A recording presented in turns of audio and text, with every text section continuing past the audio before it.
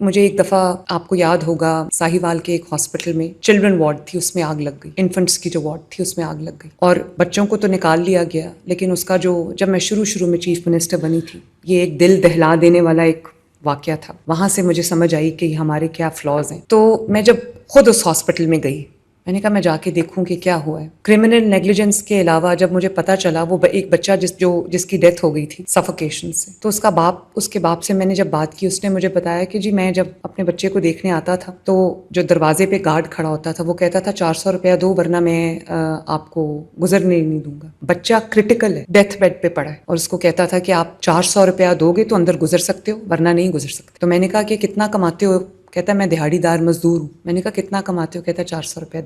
دن کا 400 روپیہ کماتا ہے، بچہ ڈیتھ بیڈ پہ پڑا ہے، کرٹیکلی ال ہے، اور اس کو یہ کہا جا رہا ہے کہ وہ جو 400 روپیہ وہ مجھے دے دو۔ وہ اس کو جب رشوت دے دے گا تو گھر جا کے اپنے بچوں کو کیا کھلائے گا، یا اپنے بچے کے اوپر وہ کیا خرچ کرے گا جو کرٹیکلی ال ہے۔ مجھے افسوس سے کہنا پڑتا ہے کہ یہ وہ سسٹم ہے جس میں لوگوں کی دوائیاں بھی بک جاتی ہیں، دوائیاں ہاسپٹل میں پڑی ہوتی ہیں، لیکن مریضوں کو یہ کیونکہ باہر ساز باز کی ہوتی ہے فارمیسیز کے ساتھ یا لیبز کے ساتھ، تو ان کو پیشنٹس کو یہ کہا جاتا ہے کہ باہر جاؤ اور فلاں فارمیسی سے جو ہے وہ دوائی خریدو، یا باہر جاؤ اور فلاں جو لیب ہے وہاں سے اپنے ٹیسٹ کرا کے لاؤ یا اسکین کرا کے لاؤ۔ اور بچے جب پیشنٹس یا ان کے گھر، آپ ذرا موومنٹ کم کر دیں گے پلیز، میں ڈسٹریکٹ ہوتی ہوں، تھینک یو۔ تو یا ان کو یہ کہا جاتا ہے کہ جب وہ اپنے، اور بہت غریب لوگ ہوتے ہیں، یہ میرا آنکھوں دیکھا واقعہ ہے، میرا ایکسپیرینس ہے، آپ کو اندازہ نہیں ہے کہ ایک تو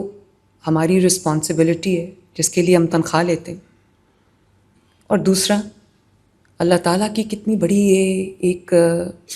آپ کو پوچھ ہے، مجھے پوچھ ہے کہ اگر میرے پاس وہ وسائل ہیں، مجھے وہ کرسی ملی ہے، مجھے وہ اختیار ملا ہے، مجھے وہ پاور ملی ہے، مجھے وہ طاقت ملی ہے جس سے میں ایلنگ ہیومینٹی کا کوئی مداوع کر سکتی ہوں،